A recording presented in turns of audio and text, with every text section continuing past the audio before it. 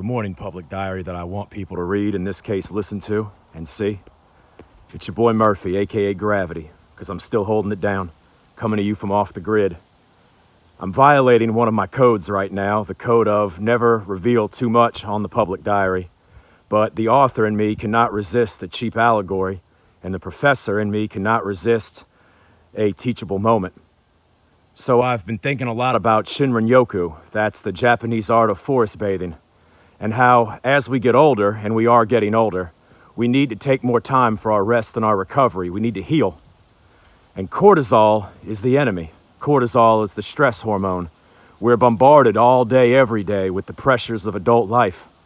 And Shinrin-Yoku has been found scientifically to decrease the cortisol levels in our body at statistically significant levels.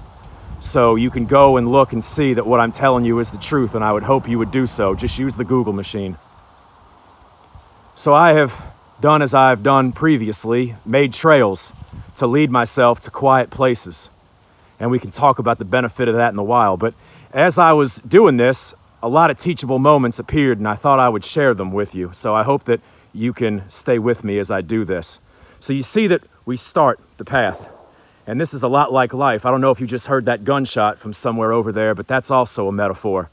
It's a lot of drama in the beginning, you know, when you start out on the path. And if you see, you look here, there may be some trash that came before you that you didn't even do, but you got to deal with that, don't you? Then you go a little bit farther, and looky there, distractions, you see? You might go a little bit farther, and you see more distractions, even pieces of distractions that can cut you, hurt you bad while you're on the path. You go a little bit farther and you realize that you're given some tools. Now these tools, they're crude. They're not very effective, but they'll work.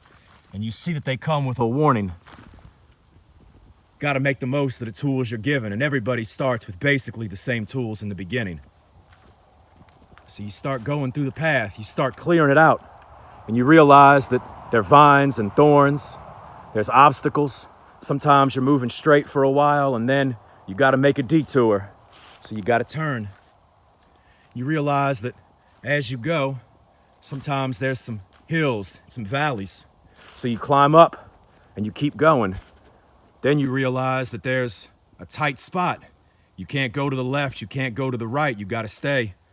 You got to go through that tight spot, and that's pressure going through there. But you go through. And you keep going.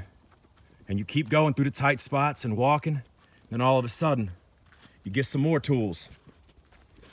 Now these tools, they still require the use of muscle, they still require the use of force and effort, but they're better, they're more effective. And if you're lucky, you might have a companion to go with you, and that'd be nice. But not everybody gets a companion. And you'll find if you try to make paths with a companion, sometimes they might be there with you for a little bit, and sometimes as the path goes, they'll veer off and make their own path, and that's life too. But you'll be a lucky man or woman indeed if you can go all the way to the end of your path and keep the same companions. So we're moving forward, and you see that it's getting a little vertical here. It's getting a little more of a climb, but that's life too. We got to keep pushing. Something else I noticed is that there was a lot of obstacles and branches in the way that had to be cleared out. And upon first looking at it, you would think that it was impossible to move. But all you really got to do is just put a little bit of muscle and effort into it, and those branches will crack and the path will be cleared. We keep moving. We keep going.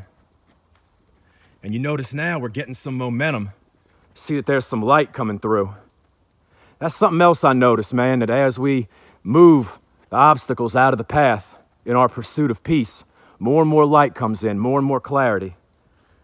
And now all of a sudden you got just nature in and of itself laying down a line right there. You see that? Keeping you on the path.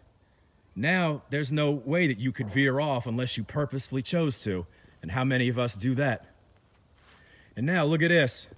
As you keep going, all of a sudden, if you just stay on the path of peace, now life upgrades you. See that? Now you got something that can do some serious damage to the chaos that these woods represent. Now, once again, a warning. Use this in the wrong way, you might hurt yourself or hurt those you love pretty bad. But if you're wise about it, You can make some real progress now. And now this to me represents exponential growth because you've got some momentum, right? Now what took you an hour to do, now you can do it in 5 minutes and do it better than when it took you an hour. And now the end of the matter. A little place in this crazy world, this mysterious world, this anomalous world, this tragic world, this amazing world, where you can sit comfortably and have you some Shinrin-Yoku, some peace. And maybe you don't have access to the woods, but I bet you got access to the quiet if you chose to. So I'd recommend that you do whatever it takes to make that path to peace. And I'd recommend that you park your keister in that chair and you sit and you bask in it and let it help you. Get that cortisol down. Train your mind, body, and spirit. Remember the future. Thanks for listening. I hope you enjoyed this.